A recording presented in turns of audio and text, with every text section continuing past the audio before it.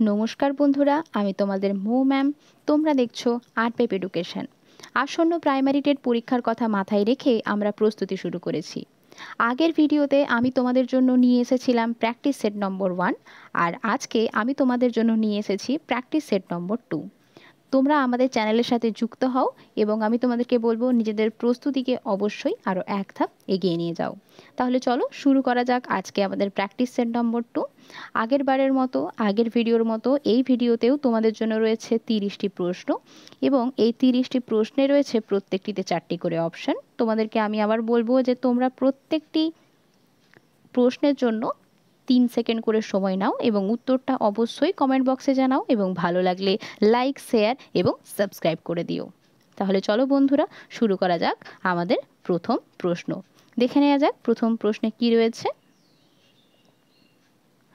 বংশগতি হলো শিশুর সহজাত বৈশিষ্ট্য, অর্জিত বৈশিষ্ট্য, সহজাত এবং অর্জিত বৈশিষ্ট্য কোনোটিই নয়। তাহলে তোমাদেরকে বলতে হবে এই প্রশ্নটির সঠিক উত্তর কি হবে। আমাদের প্রথম প্রশ্নের সঠিক উত্তর হবে সহজাত বৈশিষ্ট্য।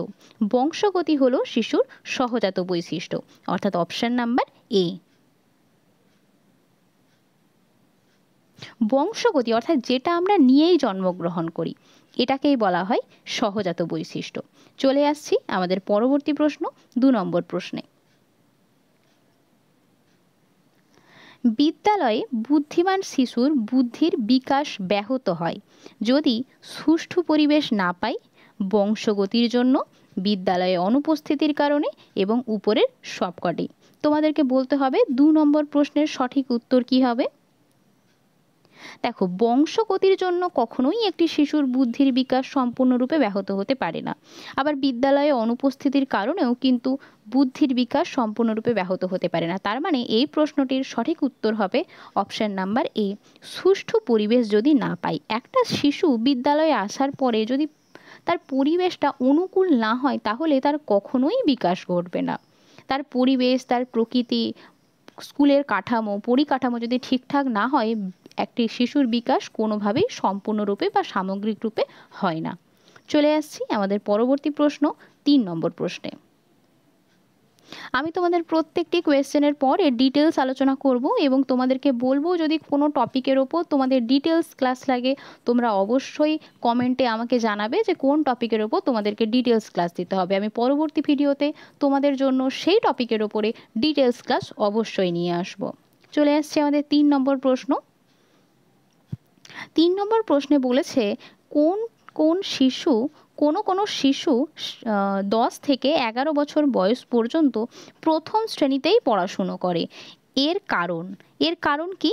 এদের আইকিউ 70 থেকে 85, 85 থেকে 110, 70-এর নিচে, নাকি 25-এর মধ্যে। তোমাদেরকে বলতে হবে কোনো শিশু 10 থেকে 11 বছর পর্যন্ত প্রথম শ্রেণীতেই পড়াশুনো করে, এর কারণ কি? এর কারণ হলো এদের আইকিউ হয় 70-এর নিচে, অর্থাৎ অপশন নম্বর সি। আইকিউ সম্পর্কে আমি তোমাদের বলি যে বুদ্ধি পরিমাপের একককেই বলা হয় আইকিউ। তাহলে কি বললাম বন্ধুরা? বুদ্ধি পরিমাপের একককে বলা হয় আইকিউ। এবং বিভিন্ন শিক্ষার্থীর বুদ্ধাঙ্ক কিন্তু ভিন্ন ভিন্ন হয়। যেমন শিক্ষাগত যোগ্যতার দিক থেকে মানসিক প্রতিবন্ধীদের বিভিন্নভাবে ভাগ করা হয়। যেমন শিক্ষাদানযুক্ত বা শিক্ষাদানযোগ্য শিশুদের আইকিউ হয় 45 থেকে 75। শিক্ষাদানযোগ্য শিশুদের আইকিউ হয় 45 থেকে 75, 45 থেকে 75। এগুলো কিন্তু তোমরা অবশ্যই খাতায় নোট ডাউন করতে থাকবে। আমি এক্সট্রা ইনফরমেশনগুলো তোমাদেরকে কোয়েশ্চেনের সঙ্গে সঙ্গে দিতে থাকবো। এরপর দ্বিতীয় পয়েন্ট হলো প্রশিক্ষণযোগ্য। প্রশিক্ষণযোগ্য শিশুদের আইকিউ হলো 25 থেকে 44।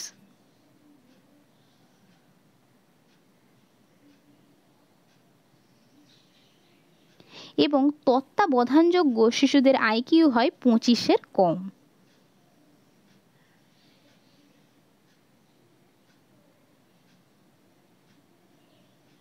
তাহলে বন্ধুরা আমি 3টি পয়েন্ট কি বললাম, মানসিক শিক্ষাগত যোগ্যতার দিক থেকে মানসিক প্রতিবন্ধীদের শ্রেণীবিভাগ কি বললাম। একটি হচ্ছে শিক্ষাদানযোগ্য শিশু যাদের IQ 45 থেকে 75, এবং প্রশিক্ষণযোগ্য শিশু মানসিক প্রতিবন্ধী যাদের IQ 25 থেকে 44, এবং তত্ত্বাবধানযোগ্য মানসিক প্রতিবন্ধী যাদের IQ 25-এর কম হয়। তাহলে বুঝতে পারলে তোমরা, বুদ্ধি পরিমাপের একককেই IQ বলা হয়। চলে আসছি আমাদের পরবর্তী প্রশ্ন 4 নম্বর প্রশ্নে। দেখে নেওয়া যাক 4 নম্বর প্রশ্নে কি বলা হয়েছে।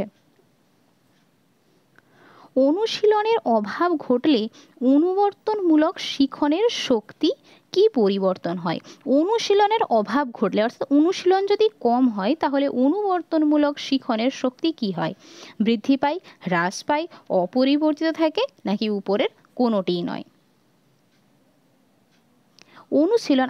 অনুশীলন সাধারণভাবেই আমরা যদি বলি যে আমরা ধরো কয়েকদিন পড়লাম না বা কোনো অঙ্ক প্র্যাকটিস করলাম না, তাহলে কি হয়, আমরা দীর্ঘদিন ধরে যদি সেই চর্চার মধ্যে না থাকি, আস্তে আস্তে সেই অভ্যাসটা আমরা ভুলে যাই।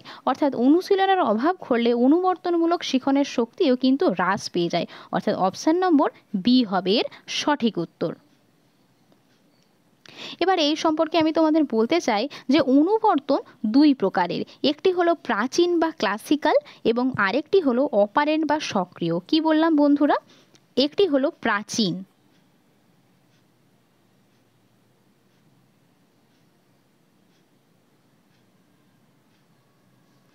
যার প্রবক্তা হলেন প্যাভলভ,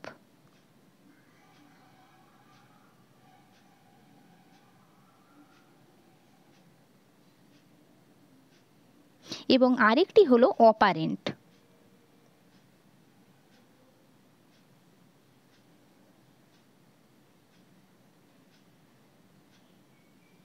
একটি হলো প্রাচীন অনুবর্তন, আরেকটি হলো অপারেন্ট অনুবর্তন, এবং অপারেন্ট অনুবর্তনের প্রবক্তা হলো স্কিনার।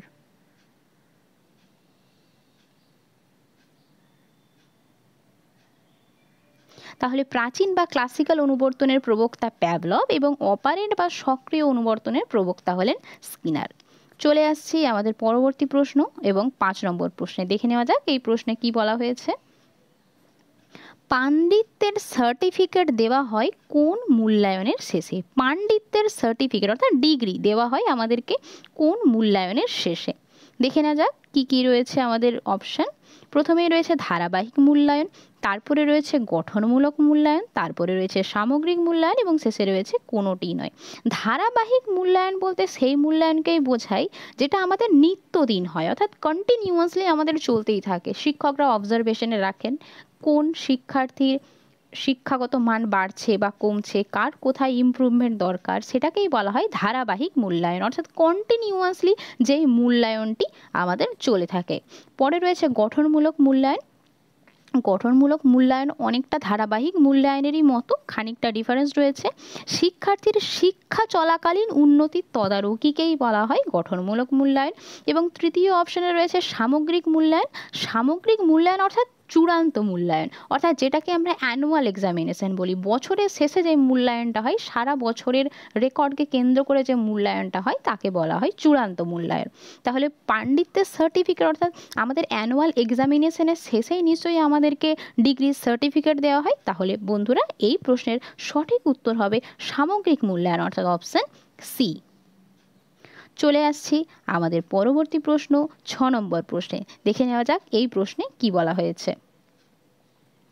শিক্ষা সহায়ক উপকরণের নিচের কোন ইন্দ্রিয়ের ব্যবহার একান্ত গুরুত্বপূর্ণ? শিক্ষা সহায়ক উপকরণে নিচের কোন ইন্দ্রিয়ের ব্যবহার একান্ত গুরুত্বপূর্ণ? চোখ, প্রথম অপশানে রয়েছে কান, দ্বিতীয় অপশানে রয়েছে চোখ, তৃতীয় অপশানে রয়েছে কান ও চোখ, চতুর্থ অপশানে রয়েছে নাক। তাহলে শিক্ষা সহায়ক উপকরণে তোমরা এই প্রশ্নটি দেখেই বুঝতে পারছো যে শুধুমাত্র কান বা শুধুমাত্র চোখ বা শুধুমাত্র নাক থাকলেই কখনো হয় না, আমাদের কান এবং চোখ দুটোই দরকার শিক্ষা সহায়ক, অর্থাৎ দেখা এবং শোনার জন্য। অর্থাৎ অপশন সি হবে এর সঠিক উত্তর। চলে আসছে আমাদের পরবর্তী প্রশ্ন 7 নম্বর প্রশ্ন। বাক পঠনের অপর নাম কি? বাক পঠনের অপর নাম কি?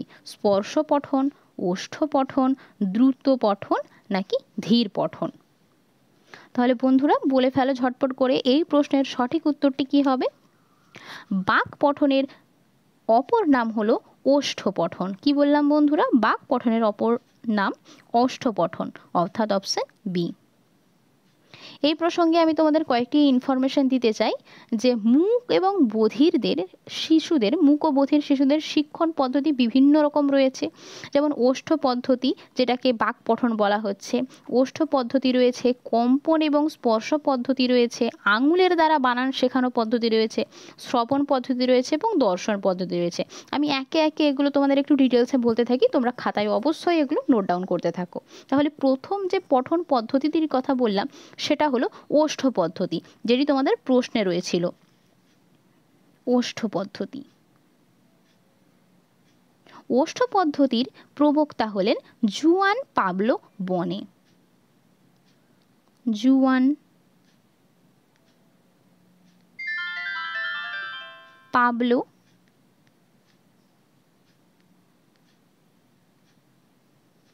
বনে। জুয়ান পাবলো বনে ওষ্ঠ পদ্ধতির প্রবক্তা। পরবর্তী পদ্ধতি হলো আঙুলের দ্বারা বানান শেখা, যাকে বলা হয় করপল্লবী। যাকে বলা হয় করপল্লবী। কর মানে তোমরা জানো অবশ্যই হাত, করপল্লবী। তো করপল্লবীতে কি হয় না, আঙুলের দ্বারা বানান শেখানো হয় এবং এই পদ্ধতির প্রবক্তা হলেন পেরিয়ার।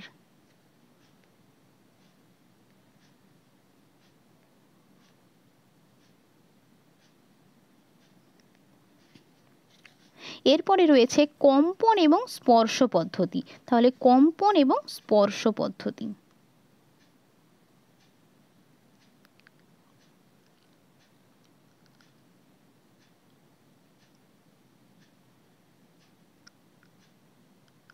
কম্পন ও স্পর্শ পদ্ধতি, এই তত্ত্বের প্রবক্তা বা এই শিক্ষণ পদ্ধতির প্রবক্তা হলেন কেটি অ্যালকন এবং সোফিয়া অ্যালকন। কি বললাম? কেটি অ্যালকন ও সোফিয়া অ্যালকন। কেটি ও সোফিয়া অ্যালকন। কেটি অ্যালকন এবং সোফিয়া অ্যালকন।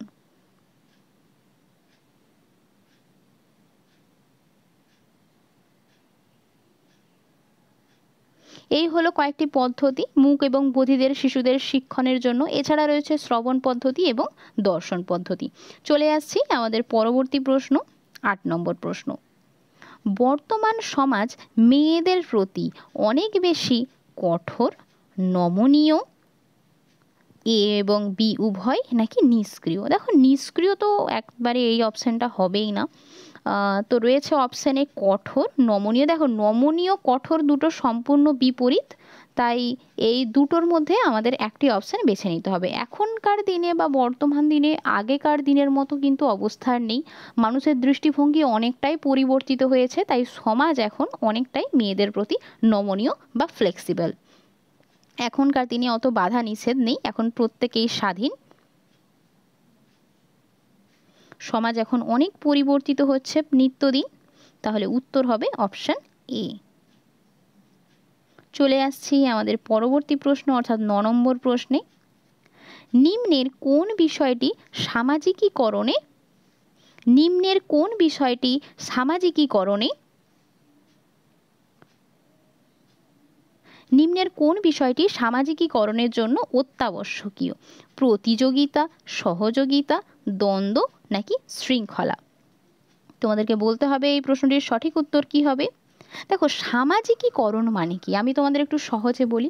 সামাজিকীকরণ হলো আমাদের সমাজের সঙ্গে মিশে যাওয়া বা সমাজের নিয়ম কানুন, আদব কায়দা, আচার আচরণ, শৃঙ্খলা এসব শিখে নেওয়া এবং সমাজের সঙ্গে মিশে যাওয়া, সমাজের সঙ্গে নিজেকে ওতপ্রোতভাবে মানিয়ে নেওয়া বা গুছিয়ে নেওয়া, এটাকেই বলা হয় সামাজিকীকরণ। তাহলে দেখো অপশান ওয়াইজ আমাদের প্রতিযোগিতা তো একেবারেই হবে না, সহযোগিতা হতে পারে খানিকটা, কিন্তু অ্যাপ্রোপ্রিয়েট নয়।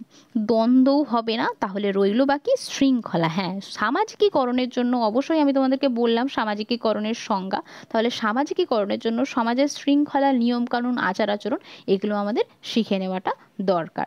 তাহলে 9 নম্বর প্রশ্নের সঠিক উত্তরটি হলো অপশন ডি, অর্থাৎ শৃঙ্খলা। চলে আসছি আমাদের পরবর্তী প্রশ্ন। 10 নম্বর প্রশ্নে চলে এসেছি আমরা। শিশু কেন্দ্রিক শিক্ষায় শিশুর স্বাধীনতা কেমন হবে? শিশু কেন্দ্রিক শিক্ষায় শিশুর স্বাধীনতা কেমন হবে? দেখো, শিশু কেন্দ্রিক শিক্ষার জনক তোমরা সকলেই জানো, রুশো। অবশ্যই মনে রাখবে, রুশো।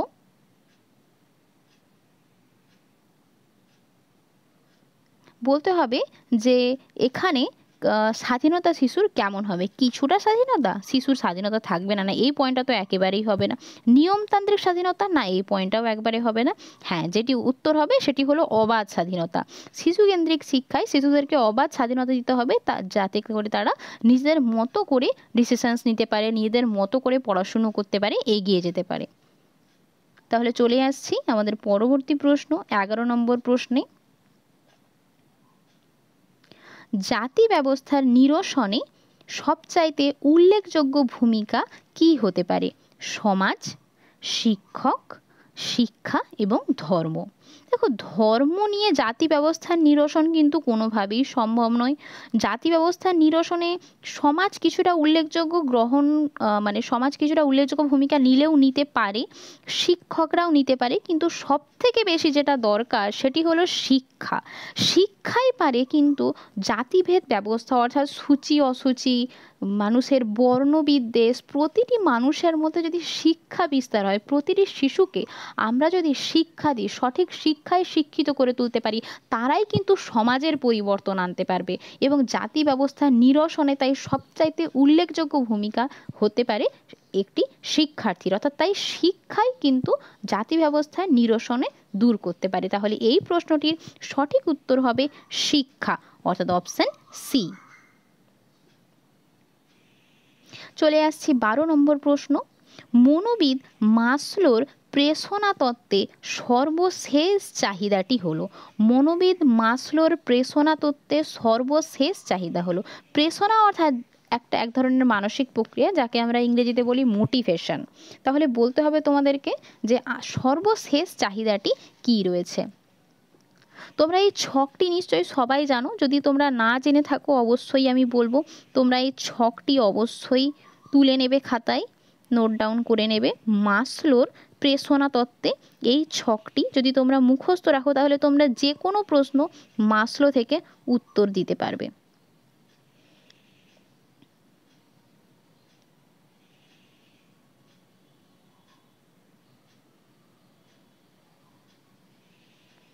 সর্বনিম্নে রয়েছে মাসলোর শারীরবৃত্তীয় চাহিদা। কি বললাম বন্ধুরা? শারীরবৃত্তীয় চাহিদা, অর্থাৎ শারীরিক চাহিদা।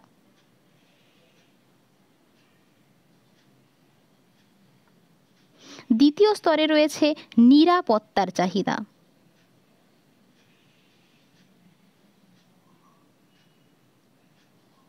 তৃতীয় স্তরে রয়েছে একাত্মতা বা ভালোবাসার চাহিদা।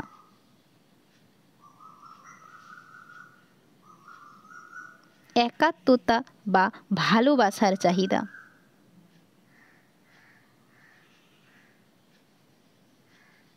ভালোবাসার চাহিদা। এবং চতুর্থ স্তরে রয়েছে আত্মসম্মান। চতুর্থ স্তরে কি রয়েছে বললাম? আত্মসম্মান।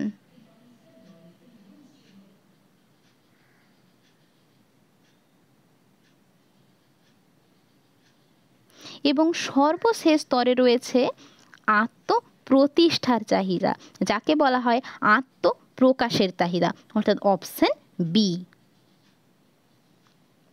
তাহলে মাসলোর প্রেষণা তত্ত্বের সর্বশেষ চাহিদাটি কি বললাম? আত্মপ্রকাশের চাহিদা বা প্রতিষ্ঠার চাহিদা, অর্থাৎ অপশন বি হবে এর সঠিক উত্তর। তোমরা এই ছকটি আমি তোমাদেরকে বলবো অবশ্যই তোমরা খাতায় লিখে নাও। আমি আরেকবার বলে দিচ্ছি, তোমরা যদি না হাতের লেখা বুঝতে পারো আমি তোমাদেরকে আবার রিপিট করে দিচ্ছি। সর্বশেষ স্তরে রয়েছে শারীরবৃত্তীয় চাহিদা, তার উপরের স্তরে রয়েছে নিরাপত্তার চাহিদা, তারপর রয়েছে একাত্মতা বা ভালোবাসার চাহিদা, চতুর্থ স্তরে রয়েছে আত্মসম্মানের চাহিদা এবং পরবর্তী স্তর অর্থাৎ সর্বশেষ স্তরে রয়েছে আত্মপ্রকাশের চাহিদা বা আত্মপ্রতিষ্ঠার চাহিদা। তাহলে এই প্রশ্নটির সঠিক উত্তর হবে অপশন বি। চলে আসছি আমাদের পরবর্তী প্রশ্ন। প্রবৃত্তি বলতে বোঝায়, প্রবৃত্তি বলতে কি বোঝায়? বিলাসবহুলতা, সহজাত প্রবণতা, প্রয়োগশীল নাকি ব্যবহারিক জীবনের উপযোগিতা? তোমাদেরকে বলতে হবে এই প্রশ্নটির সঠিক উত্তর কি হবে। এই প্রশ্নটির সঠিক উত্তর হবে সহজাত প্রবণতা, অর্থাৎ অপশন বি। প্রবৃত্তি বলতে বোঝায় সহজাত প্রবণতা, অর্থাৎ ইনবর্ন, আমরা যেটা নিয়েই জন্মগ্রহণ করি সেটাকেই বলা হয় প্রবৃত্তি বা সহজাত প্রবণতা। চলে আসছি আমাদের পরবর্তী প্রশ্ন, 14 নম্বর প্রশ্নে।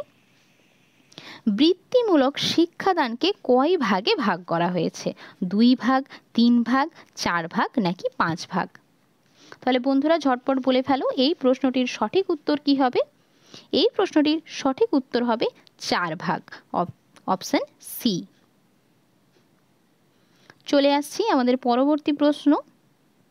বিমূর্ত চিন্তার দৃষ্টান্তমূলক বৈশিষ্ট্য হলো, অর্থাৎ বিমূর্ত চিন্তাতে কোন ধরনের বৈশিষ্ট্য আমরা লক্ষ্য করি? আমাদের কাছে রয়েছে 4টি অপশন, 4টি স্তর রয়েছে। সেন্সরি মোটর, যাকে বাংলায় বলা হয় সংবেদন চালকমূলক স্তর। দ্বিতীয় স্তরে রয়েছে প্রি অপারেশনাল স্তর, অর্থাৎ প্রাক সক্রিয়তা স্তর। তৃতীয় অপশন রয়েছে কংক্রিট অপারেশনাল স্তর, অর্থাৎ মূর্ত সক্রিয়তা স্তর। এবং চতুর্থ অপশনে রয়েছে ফর্মাল অপারেশন স্তর, অর্থাৎ যৌক্তিক সক্রিয়তা স্তর। তোমরা নিশ্চয়ই প্রত্যেকেই এই স্তরগুলোর বিভাজন জানো, আমি তবুও একবার বলে দিই। এটি হলো পিঁয়াজের তত্ত্ব, পিঁয়াজের প্রজ্ঞামূলক বিকাশের তত্ত্ব। তোমরা ডিএলএড করার সময় নিশ্চয়ই প্রত্যেকে পড়েছো প্রজ্ঞার বিকাশের তত্ত্ব, এবং এটি পিঁয়াজের তত্ত্ব, মনোবিদ পিঁয়াজের তত্ত্ব। এবং আমি তোমাদের বয়সের সময়সীমাগুলো লিখে দিই। সেন্সরি মোটরের জন্য 0 থেকে 2 বছর, প্রি অপারেশনাল স্তরের জন্য 2 থেকে 7 বছর, কংক্রিট অপারেশনালের জন্য 7 থেকে 11 বছর এবং ফর্মাল অপারেশনের জন্য 11 থেকে 18 বছর। এটা হবে অপারেশনাল, তোমরা একটু ঠিক কারেকশন করে নিও, অপারেশন নয়, অপারেশনাল স্তর। তাহলে বন্ধুরা বলতে হবে বিমূর্ত চিন্তা আমরা কোন স্তরে গিয়ে করে থাকি, অর্থাৎ আমাদের কাছে যেটা নেই সেইটা সম্পর্কে আমরা ভাবতে পারি, এইটা কোন স্তরে এই বৈশিষ্ট্যটা লক্ষ্য করা যায়। তাহলে বলে ফেলো বন্ধুরা এই প্রশ্নটির সঠিক উত্তর কি হবে। অপশন ডি, ফর্মাল অপারেশনাল স্তর বা যৌক্তিক সক্রিয়তা স্তরে আমরা কি ধরনের চিন্তা করি? বিমূর্ত চিন্তা করতে পারি। চলে আসছি আমাদের পরবর্তী প্রশ্ন, 16 নম্বর প্রশ্নে। বাধাগ্রস্ত শিশু কাদের বলা হয়? বাধাগ্রস্ত শিশু কাদের বলা হয়? প্রতিবন্ধী শিশুদের, শারীরিকভাবে অক্ষম শিশুদের, দুর্বল শিশুদের, উপরের সবকটি। বলতে হবে তোমাদের এই প্রশ্নটির সঠিক উত্তর কী হবে। বাধাগ্রস্ত শিশু, তো বন্ধুরা এই প্রশ্নটির সঠিক উত্তর হবে উপরের সবকটি, অর্থাৎ অপশন ডি। চলে আসছি আমাদের পরবর্তী প্রশ্ন। কোন বয়সকে কৈশোরকাল বলা হয়? 12 থেকে 16, 13 থেকে 20, 12 থেকে 18 নাকি 10 থেকে 16? মনোবিদ জোন্স, এ প্রসঙ্গে তোমাদের বলে রাখি মনোবিদ জোন্স,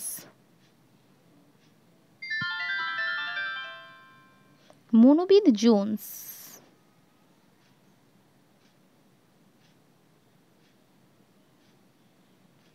মনোবিদ জোন্স শিশুর বয়স সীমাকে 4 ভাগে ভাগ করেছেন। বয়স সীমাকে এছাড়াও বিভিন্ন মনোবিদ বিভিন্নভাবে ভাগ করেছেন, যেমন এরিকসন করেছেন 8 ভাগে ভাগ করেছেন, পিকুনাস 10 ভাগে ভাগ করেছেন, জোন্স 4 ভাগে ভাগ করেছেন।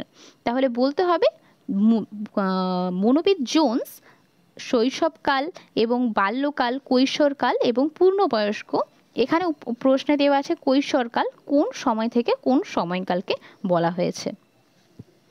এই প্রশ্নের সঠিক উত্তর হবে কৈশোরকাল বলা হয় 12 থেকে 18 বছর বয়স পর্যন্ত, অর্থাৎ অপশন সি। আমি তোমাদের বলে দিই মনোবিদ জোনসের যে ভাগগুলো আছে সেই ভাগগুলো তোমরা একটু খাতায় নোট ডাউন করে নাও। শৈশবকাল, শৈশব 0 থেকে 5 বছর। বাল্যকাল 5 থেকে 12 বছর।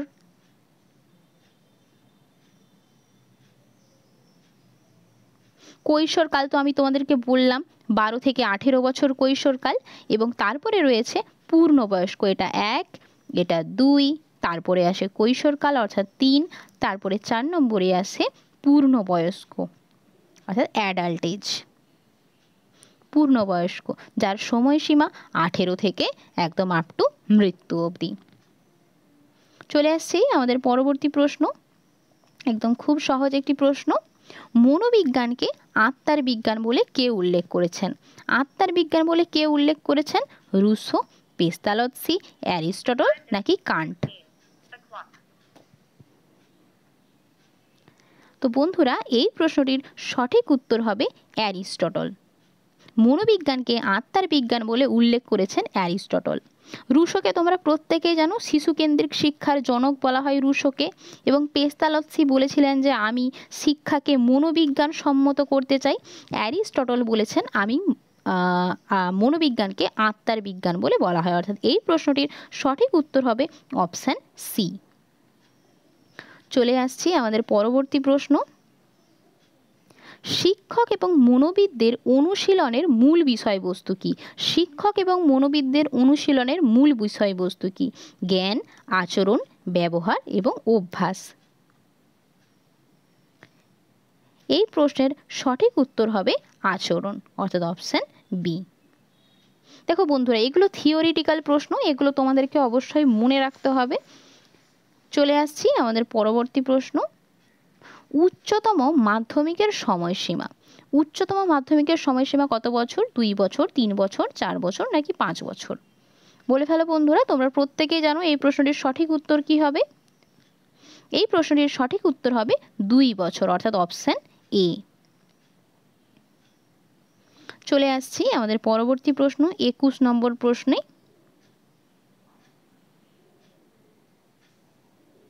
বলেছে শ্রেণীকক্ষে অনুপস্থিতির হার কমানো যেতে পারে কিভাবে?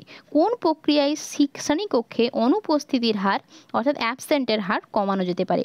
ছাত্রদের শাস্তি দিয়ে? না, এইটি তো কোনোভাবেই হবে না, ছাত্রদের শাস্তি দেওয়ার প্রথা নেই। অনুপস্থিতিকে গুরুত্ব না দিয়ে? না, এটাও একেবারেই হবে না, অনুপস্থিতিকে গুরুত্ব দিতেই হবে আমাদের। ছাত্রদের নিয়মিত এবং সঠিক শিক্ষা দিয়ে? নাকি শ্রেণীকক্ষে অনুপস্থিতির কারণে শিক্ষায় তারা পিছিয়ে পড়বে এ কথা বলে? তোমাদের কি মনে হয় অপশন সি না অপশন ডি কোনটা বেশি অ্যাপ্রোপ্রিয়েট হবে? বলে ফেলো। এই প্রশ্নটির সঠিক উত্তর হবে, দেখো দুটো অপশানই কিন্তু হতে পারে, কিন্তু সব থেকে অ্যাপ্রোপ্রিয়েট আনসার কিন্তু অপশন সি হবে।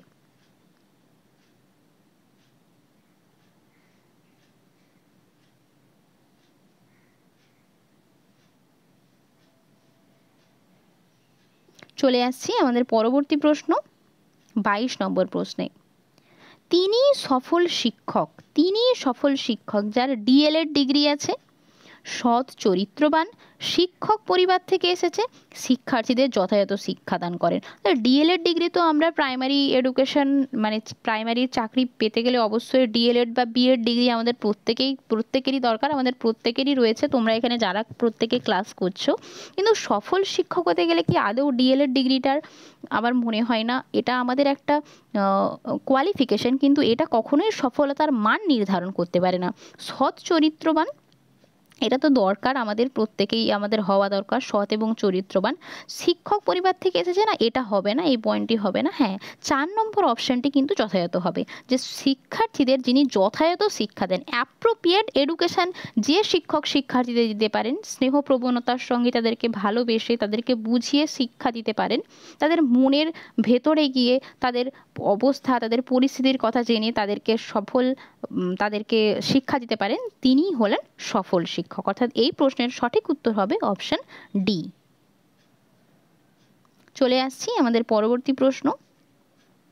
কিভাবে শ্রেণীকক্ষে মনিটর ঠিক করা উচিত? মনিটর কোন প্রক্রিয়ায় ঠিক করা উচিত? ভোটাভুটির মাধ্যমে, মেধা অনুসারে, বয়স ও উচ্চতা অনুসারে নাকি নাম অনুসারে?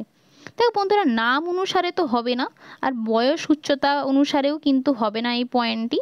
মেধা অনুসারেও কখনোই মনিটর নির্ধারণ করা উচিত নয়, কারণ একটি শ্রেণীকক্ষে সবারই মেধা কখনোই সমান হয় না।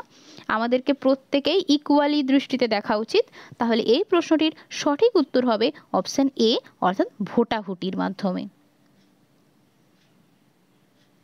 চলে আসছি আমাদের পরবর্তী প্রশ্ন, 24 নম্বর প্রশ্নে। শিক্ষকের শিক্ষাদানের ব্যর্থতার কারণ, অর্থাৎ একটি শিক্ষক কখন শিক্ষার্থীদের শিক্ষা দিতে ব্যর্থ হয়? তার সামগ্রিক সংস্কার, তার বিদ্যাবুদ্ধি, শিক্ষণীয় বিষয় সম্পর্কে জ্ঞান, শিক্ষার্থীদের সঙ্গে তার সম্পর্ক। একটি শিক্ষক যদি শিক্ষার্থীদের সঙ্গে মিশে যেতে পারেন তবেই কিন্তু তিনি একজন সফল শিক্ষক হতে পারেন। এটা আমরা আগের কোয়েশ্চেনেই দেখলাম। অর্থাৎ শিক্ষার্থীদের সঙ্গে শিক্ষকের সম্পর্ক অবশ্যই বন্ধুর মতো হওয়া উচিত। বন্ধুর মতো তাদের সঙ্গে মিশে যেতে না পারলে, তাদের মনের অবস্থার কথা না জানতে পারলে একজন শিক্ষক কখনোই শিক্ষাদান করতে পারে না। তাহলে এই প্রশ্নটির সঠিক উত্তর হবে অপশন ডি। চলে আসছি আমাদের পরবর্তী প্রশ্ন, 25 নম্বর প্রশ্ন।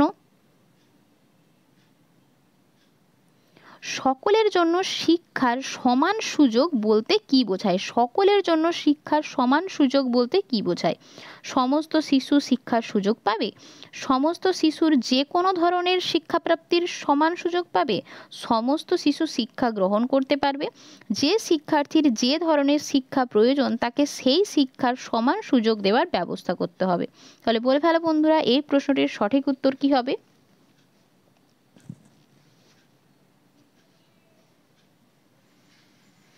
এই প্রশ্নটির সঠিক উত্তর হবে অপশন নম্বর ডি, অর্থাৎ যে শিক্ষার্থীর যে ধরনের শিক্ষা প্রয়োজন সে শিক্ষার সমান সুযোগ ব্যবস্থা তাকে করে দিতে হবে। চলে আসছি আমাদের পরবর্তী প্রশ্ন, 26 নম্বর প্রশ্নে। শিক্ষক শিক্ষিকাদের সঙ্গে অভিভাবকের সাক্ষাতের প্রয়োজন কেন হয়? অর্থাৎ পেরেন্টস টিচার্স মিটিংয়ের কেন প্রয়োজন হয়? অভিভাবকেরা নিশ্চিত থাকতে পারেন শিক্ষা সম্পর্কে, শিক্ষার মান উন্নত হয়, বিদ্যালয় পরিচালনার কাজ সহজ হয়, সকলের সাহায্য ছাড়া বিদ্যালয় সঠিকভাবে চলতে পারে না।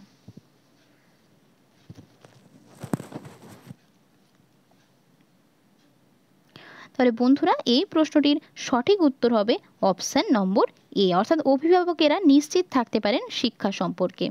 তাই পেরেন্টস টিচার্স মিটিংয়ের অবশ্যই দরকার।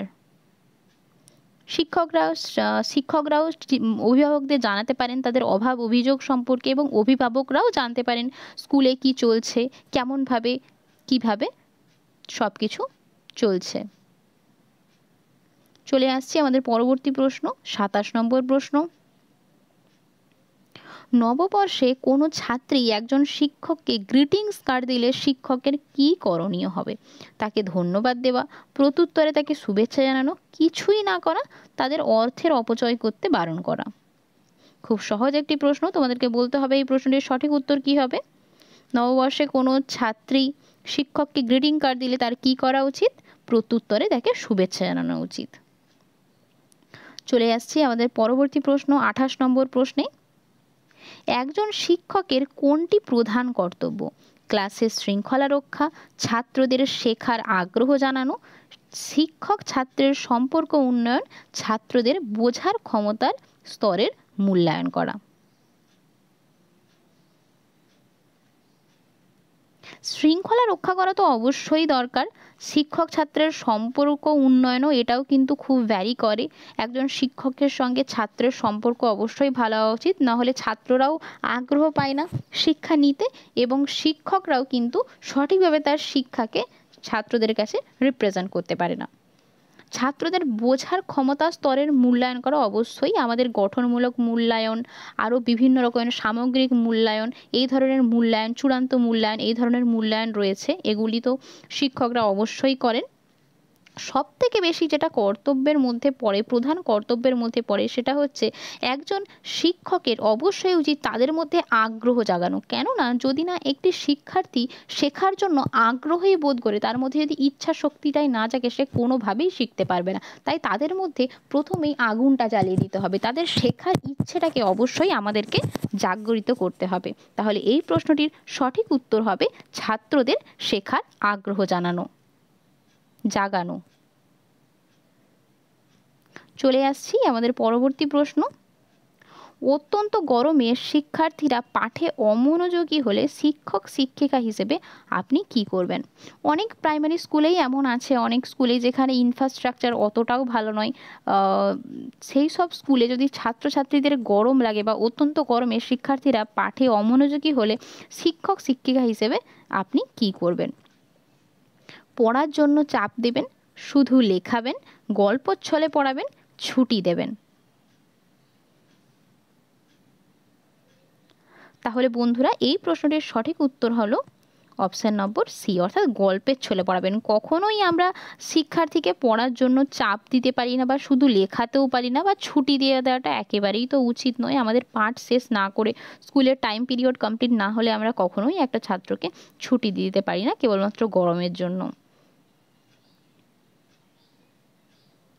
চলে আসছি আমাদের শেষ প্রশ্ন। এটি তোমাদের জন্য হোম টাস্ক রইল। তোমাদেরকে আমি অবশ্যই বলবো তোমরা কমেন্ট করে জানাও যে এই প্রশ্নটি উত্তর কী হবে। আমি প্রশ্নটি তোমাদেরকে বলে দিচ্ছি। একজন ছাত্রকে কিভাবে সঠিক জ্ঞান প্রদান করা সম্ভব? পাঠকে ব্যাখ্যা করা, পাঠকে বারবার মুখস্থ করে একটি চিত্তাকর্ষক উপায়ে শিক্ষা প্রদান করা, নাকি ছাত্রদের নিজের শিক্ষার দ্বারা? তোমাদেরকে বলতে হবে এই প্রশ্নের সঠিক উত্তর কী হবে। এটি তোমরা আমাকে কমেন্ট বক্সে অবশ্যই জানাবে। আর এটাও জানাবে তোমরা 30-এর মধ্যে কে কত পেলে। তোমাদের আরও যদি কোনো টপিকের ওপরে ডিটেলস ক্লাস লাগে তোমরা সেটাও আমাকে জানাবে কমেন্ট বক্সে। আর আজকের মতো তাহলে এই পর্যন্তই থাক। ভালো লাগলে অবশ্যই তোমরা ভিডিওটিকে লাইক করবে, কমেন্ট করবে এবং চ্যানেলকে সাবস্ক্রাইব করবে। তাহলে চলো বন্ধুরা, আজকে এখানেই শেষ করছি। পরবর্তী ভিডিওতে আবার প্র্যাকটিস সেট নম্বর 3 নিয়ে আমি তোমাদের কাছে হাজির হব। আজকের মতো এই পর্যন্তই।